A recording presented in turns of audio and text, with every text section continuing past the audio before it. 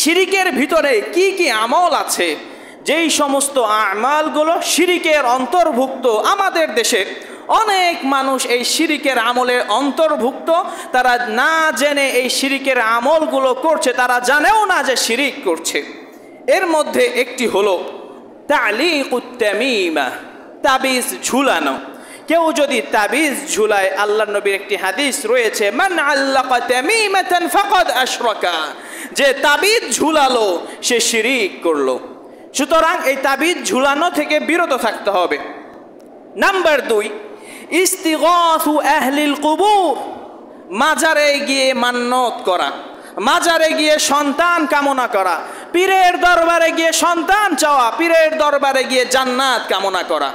কোনো একজন পীর তার বয়ানে বলেছেন যে সে তার উম্মতদেরকে, তার মুরিদদেরকে হাসরের ময়দানে জাহাজের ভিতরে, জাহাজে করে মানুষ তার উম্মতদেরকে, তার অনুসারীদেরকে জাহাজের ভিতর উঠিয়ে উঠিয়ে জান্নাতে নিয়ে যাবে।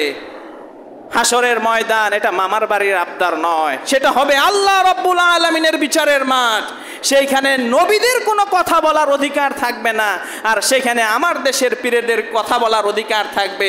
তারা তাদের মুরিদদেরকে নিয়ে জান্নাতে নিয়ে যাবে, তারা এমন এমন কথা বলে। তো যারা এই সমস্ত মুরিদ, এই সমস্ত পীরদের কাছে গিয়ে জান্নাত চায়, এই সমস্ত পীরদের কাছে গিয়ে ক্ষমা প্রার্থনা করে যে এই পীরেরা যদি আল্লাহর কাছে ক্ষমা চায় তাহলে হয়তো আল্লাহ আমাকে মাফ করবেন, অন্যথায় আল্লাহ আমাকে মাফ করবেন না, এমন ধারণা যাদের, তারাও শিরিক করার অন্তর্ভুক্ত। তারপরে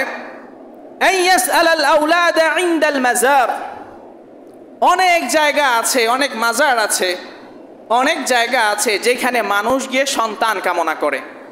আমি একজনের থেকে শুনলাম সিলেটের যে নাকি শাহজালাল মাজার আছে, ওখানে নাকি একটা বট গাছ আছে।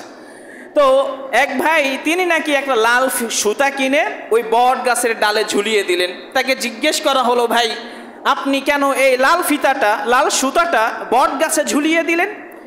তিনি উত্তর দিলেন, আমার সন্তান হয় না, অনেক দিন হয়েছে, শুনেছি এই বট গাছে সুতা ঝুলিয়ে দিলে নাকি সন্তান হয়, আর যা কামনা করে তাই পাওয়া যায়, এই জন্য আমি সুতাটা ঝুলিয়ে দিলাম। শিরক, সে আল্লাহ রাব্বুল আলামিনের কাছে সন্তান না চেয়ে সন্তান কামনা করছে সেই বট গাছের কাছে। ঠিক তদ্রূপ আরো কিছু মানুষ আছে মাজারের কাছে গিয়ে সন্তান কামনা করে।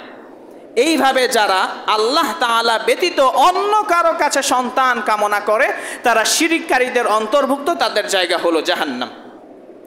এখন অনেকেই এই বিষয়টা মাথায় ধরে না, যারা এই বিষয়ে জানেন না যে মাজারের কাছে চাইলে অসুবিধা কোথায়।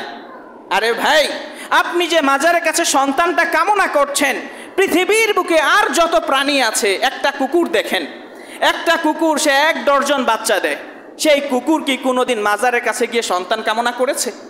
আল্লাহ কি তাকে, সেই কুকুরকে 1 ডজন বাচ্চা দিয়েছে, আর আপনি হলেন আশরাফুল মাখলুকাত, সর্বশ্রেষ্ঠ, আর আল্লাহ আপনাকে সন্তান দিবে না, আপনার সন্তান পাওয়ার জন্য সেই মাজারে যেতে হবে? কত বড় নির্লজ্জতা এটা! তো সন্তান চাইতে হবে একমাত্র আল্লাহ রাব্বুল আলামিনের কাছে।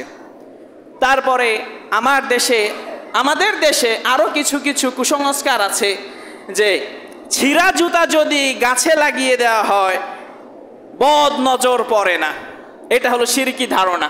শিরকি ধারণা, এমনটা করা যাবে না। দেখবেন অনেক